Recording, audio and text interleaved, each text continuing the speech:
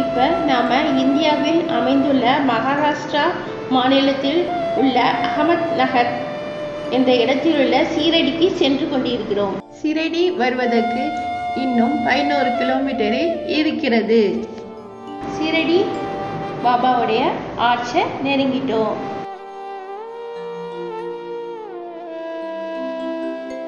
அனைத்து கடைகளிலும் பாபாவோட பேரை வச்சிருக்காங்க.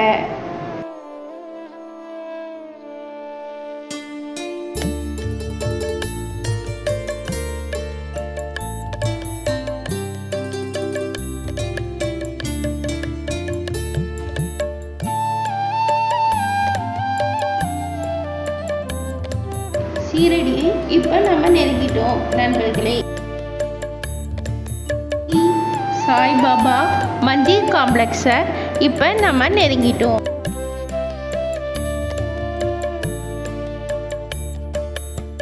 கடையில பாபாவோட சிலைய அழகா வச்சிருக்கத நம்ம பார்க்கிறோம்.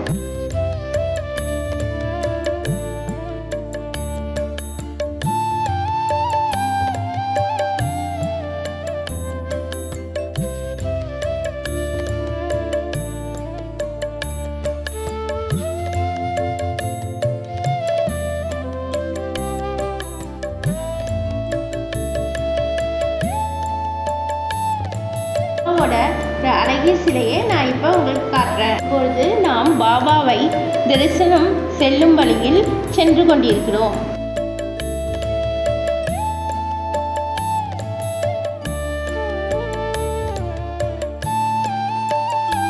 நம்ம போய்கொண்டிருக்கும் போது துவாரகாமாயி என்னும் மஸ்ஜித் சென்று கொண்டிருக்கிறோம். இது நாம் செல்வதற்கு வலது பக்கம் அமைந்துள்ளது. நாம் இப்போது துவாரகாமாயி அருகில் வந்துவிட்டோம்.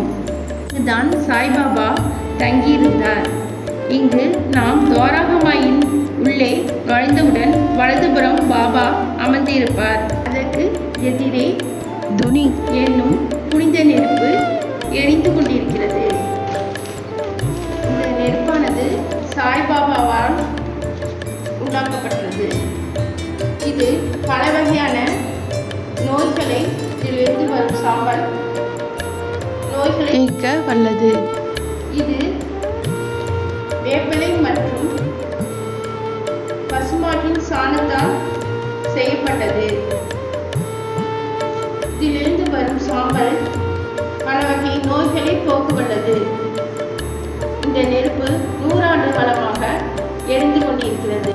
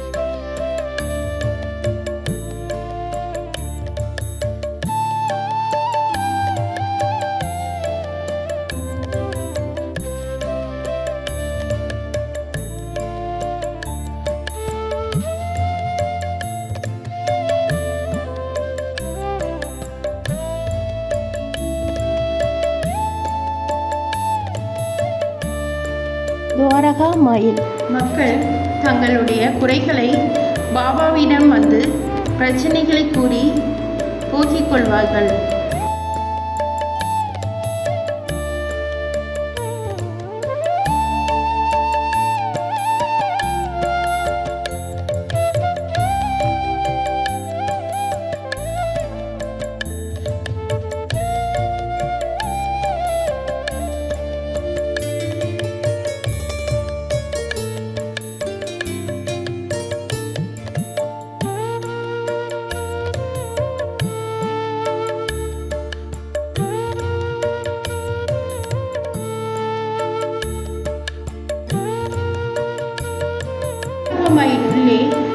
காண்பதுடன் பாபாவுடைய அவர் பயன்படுத்திய பொருட்களை காண்போம். இப்போது நாம் பார்ப்பது அல்லமை. பாபா அமர்ந்திருக்கும் இடத்தை நாம் பார்க்கிறோம்.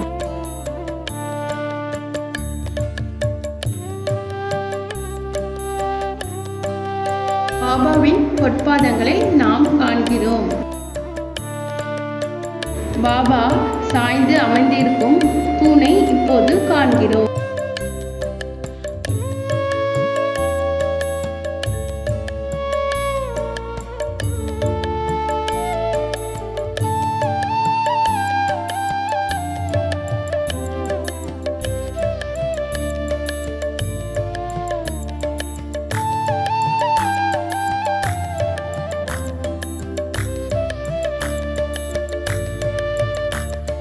பாபா பயன்படுத்திய பொருட்களை காண்கிறோம்.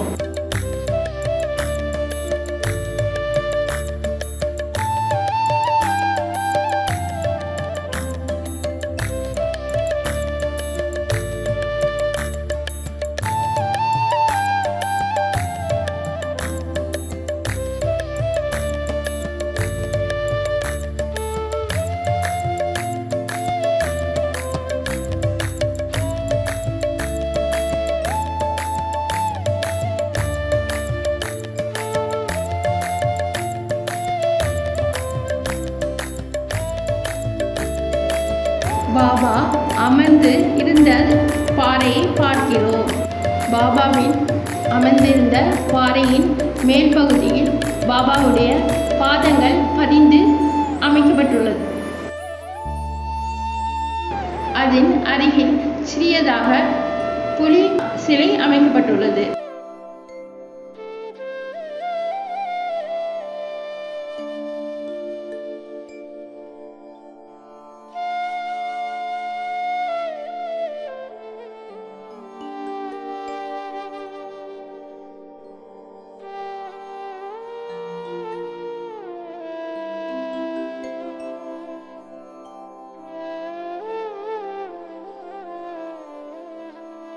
சாய்பாபா சுவரில் சாய்ந்து இருக்கும்போது அவருடைய பாதங்கள் பதிந்திருக்கும் அந்த பகுதி அமைக்கப்பட்டுள்ளது.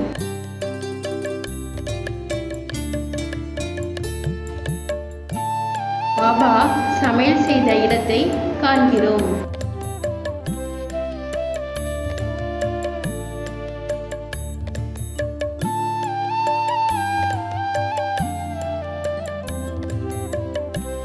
அடுத்ததாக நாம் பார்க்க இருப்பது பண்டோபா கோயில் தரிசிக்க போகிறோம். இங்குதான் பாபா முதலில் வந்தார். இந்த கோயிலில் மகசாபதி அர்ச்சகராக இருந்தார். பாபா அங்கு வந்து இருந்தார். அப்போது மகசாபதி முதலில் சாய் என்று கூறினார். அன்றிலிருந்து இன்று வரை நாம் சாய் என்றே அழைக்கிறோம். இப்போது நாம் பார்த்து கொண்டிருப்பது ஸ்ரீ சாவடி. இங்குதான் பாபா ஒரு நாள் விட்டு ஒரு நாள் வந்து தங்குவார்.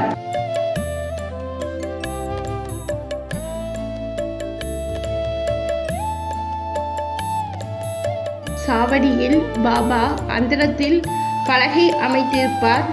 அதில் ஏறுவதும் தெரியாது, இறங்குவதும் தெரியாது, யாரும் கண்டதும் இல்லை. இரு பக்கங்களும் திவ்ய ஒளி கொண்ட விளக்கு எரிந்து கொண்டிருக்கும். சாவடியை நாம் உள்ளே சென்று காண்போம்.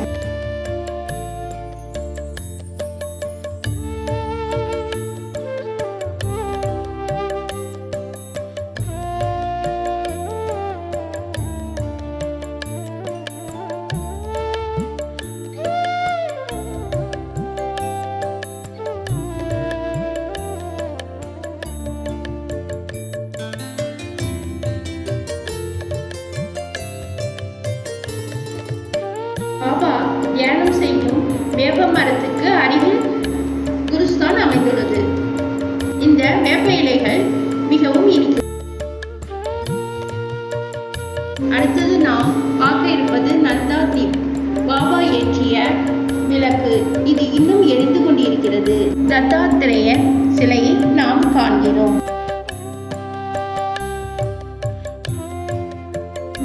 இப்போது நாம் அன்னதானம் கூடம் எனும் பிரசாதாலயா வந்திருக்கிறோம்.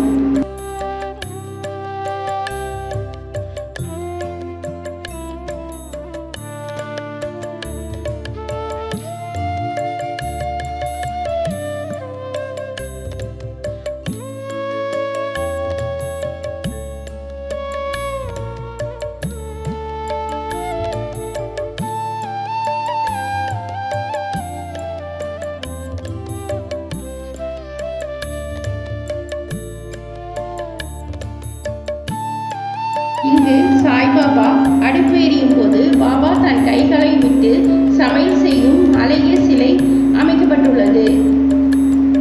இது அன்னதான கூடத்துக்கு முன்பகுதியில் அமைந்துள்ளது.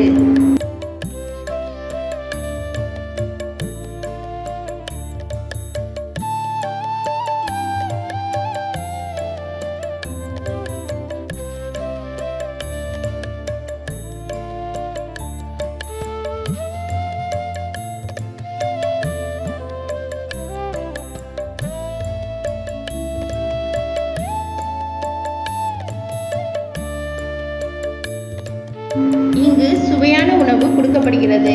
சப்பாத்தி, குருமா, சாதம், சாம்பார், ரசம் எல்லா உணவுகளும் கொடுக்கப்படுகிறது. இது பாபா தன் கைகளால் செய்த உணவாக அனைவரும் உண்டு மகிழ்கின்றனர். இதை ஒருபோதும் இந்த உணவை யாரும் வீணாக்குவது இல்லை.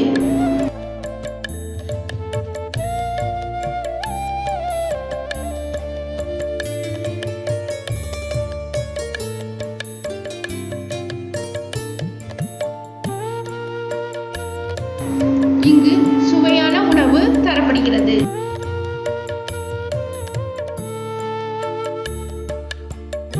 இப்போது நாம் போய்கொண்டிருப்பது சாய்பாபா சமாதி மந்திர்.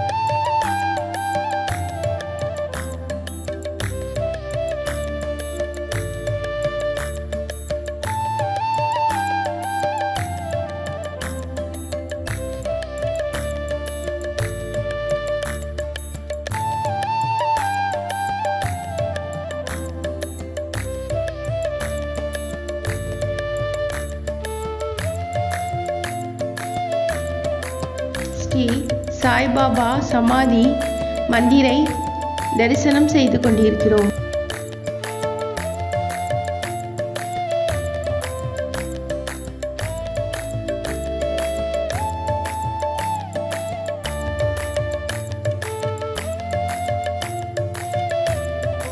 பாபாவை இப்போது அவருடைய சிலையை டிவி வழியாக நாம் காண்கிறோம். ஏன் என்றால் இங்கு போட்டோவோ அல்லது வீடியோவோ எடுக்கக்கூடாது என்று கோயிலில் சட்டம் உள்ளது.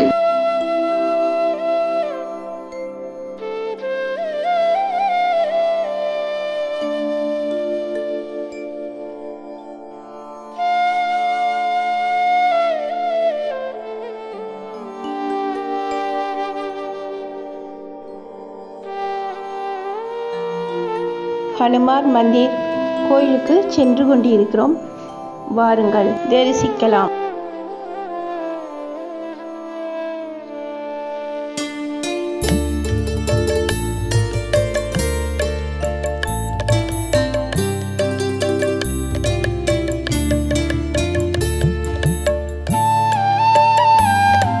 நன்றி, வணக்கம். ஓம் ஸ்ரீ சாய்ராம்.